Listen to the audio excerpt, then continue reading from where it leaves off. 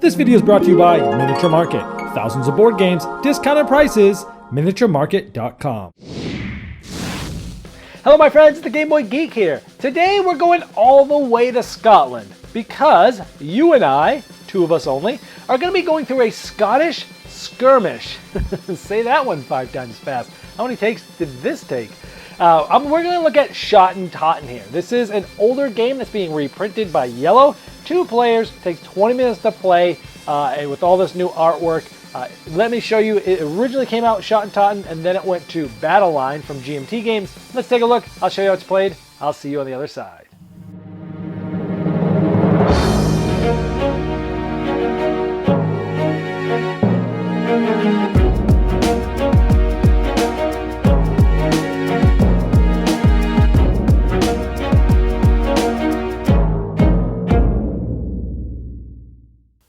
In Schotten Totten, you're trying to control either 3 adjacent parts of property lines or any 5 of them before your opponent does. Now the game comes with 54 cards. These range from 1 to 9 and in 6 different colors. Now you'll notice that the art is really cool in this game, and you know, all the 9s have the same art, but they have different colors of that respective color, and same with sort of all the numbers. Each number has the same art, but with just different colors and such that match. Now I do want to show off the art in this game because Yellow, wow, always does great artwork. Check out the art here. It's just so fun and cute and cool looking. There's the first 3. There's the next 3. Love the bagpipes there, super strong guy. And then the woman getting ready to shoot those arrows. And there's the last 3. All really cool looking. Just wanted to showcase that artwork for you. Now there's 2 ways to play this game, a basic way and an advanced way. I'm going to go to the basic way first. Everyone is dealt 6 cards into their hand, and they're going to use those. They're going to place 1 on any of the ones that are on their side, and then they're just going to draw a card. So they might place 1 here, and then they would draw a card. Now you can only play until there's 3 cards here. Now once a card's placed here, it can never be moved. So let's say the other player goes ahead, and they could place anywhere, but they have to be on their side. Let's say they place this here. Okay, and then it's my turn again, and let's say I place this, and let's say they place this thing here, and I place this.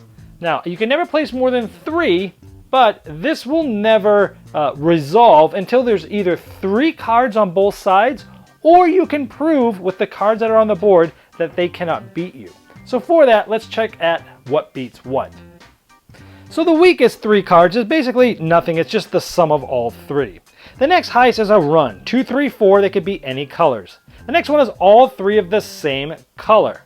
The next is 3 of a kind, obviously using different colors. And the highest one is a color run, which is what I have here. 2, 3, 4, it's sort of a straight flush, if you will, just 3 cards. This would be the highest. So in order for this player to win on this, they would have to do another color run that's higher than this. So maybe 2, 3, 4, 5, or anything higher than that has 3 cards in a row with the same color.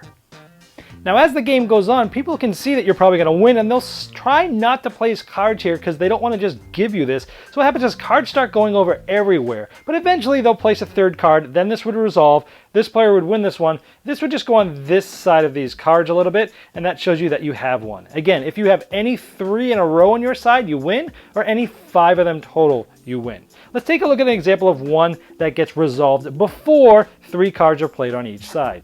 Say we played this purple 7, 8, 9 here. It is the highest you could possibly get. It's a color run of the same color, and it's the highest 3 numbers, so we know nothing could beat it, because even if someone could tie it with another color, whenever there's a tie, you go to the sum of the numbers, and if it's still a tie, which it would be in this case, whoever placed on that stone first, so this player would win. So we know that this player cannot even ever win this one, so this would come here like that.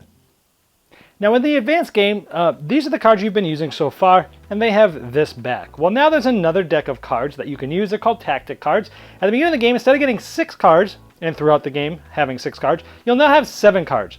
And when it's time to draw, you can either draw from the deck that gives you another number, or you can draw from the tactic deck. And then you can use these cards to do special things. Let's take a look at these. First one is the Joker. There's actually 2 of these, and this can be anything, any color and any number, but you can only have 1 of these on your side. So if you've already placed 1 of these and you get another one, you just have to keep it in your hand for the rest of the game.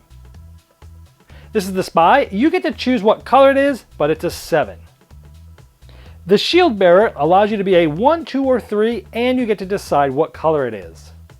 Now for this Blind Man's Bluff card, it goes on top of a stone, and then the battle on this stone, the colors and runs don't matter. It's only the addition of all the cards, so the sum or strength of the cards when you're using him. Another one that goes right on the stone is a mud fight, and instead of 3 cards being there, it actually takes 4 cards on each side to resolve this one. The recruiter allows you to take 3 cards in a combination from either of the 2 decks, and then you take 2 cards from those 3 and put them back underneath the respective decks. Essentially, you're drawing 3 and keeping 1. This strategist allows you to take any card from any place on any of the stones and either place it somewhere else or remove it from the game. The Banshee allows you to take a card on your opponent's side of the border from an unclaimed stone and discard it face up next to the deck. And the Trader allows you to take a card from an opponent's side that's not been claimed yet and put it on your side. I'll also mention there's a limitation to how many of these you can play. If you've played one on your side, you cannot play one until the other player has played at least one. So you can never have more than one on your side than the other player. It keeps one player from just playing all of them at once. Now I usually really like 2-player games, and this is no different. I like quick 2-player games. Again, falls right in line of that. Now, I had actually played and reviewed what this game had become. This was originally Schotten Totten, and then GMT printed it as Battle Line, and I had reviewed that too, saying it was a good game. I liked it. It stayed in my collection for a while, but then I got rid of it. I hated the artwork in that game. It made me not want to play it because it was so ugly. This game comes along. Hello, yellow art is always top-notch, the best in the business, and it really makes this game shine. It's the same exact game basically as Battle Line, one that I got rid of, and this one I really love because I've always liked the mechanisms of this game, but just having that nice polish and great artwork really makes it much more fun to play. You're not just capturing these little pawns, you got the actual stones that you're using, and of course all the creatures and what they look like. It's just amazing. Now the game itself is quite thinky, very tactical, and it's really interesting how it shapes out because you're going after certain things. It's sort of an area control thing, but hand management, you're trying to have the right cards to play at the right times and know which ones you can get rid of and which ones you're working on, but you don't want to show your hand too soon. Then you're like, oh, he's going to win that one. I'm just going to wait and try not to play there and let them not win that one. Maybe we want to last cards. And the game a lot of times comes down to the very end where you're forced to sort of resolve something that you probably didn't want to resolve that goes the other player. It's sort of like dominoes fall over towards the end of the game. It's very tense. It's very thinky for how simple it is. You got cards 1 through 9. Play a card, pick up a card. That's it. But in that simplicity is a game with a lot more depth than you would imagine. Now, I always play this game with that advanced variant with the tactic cards. For me, that makes it much more interesting. However, you can easily play it with kids or people that aren't as confrontational and they want it more straightforward. They can play the base game. But I highly recommend playing with that other version because for me, that makes this game what it is. So overall, I really love this game, and I'm going to be keeping this one in my collection now just because the art really brings it home for me, and that's Schotten Totten. So let's induct it properly with a saxophone serenade.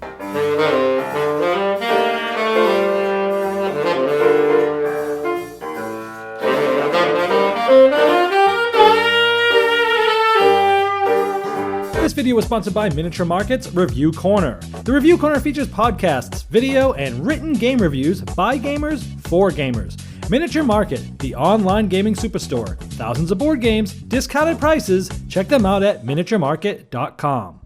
I'd like to thank each and every one of you for backing me on Kickstarter, making this season become a reality. I'd like to especially thank those here that have backed me at the credit level.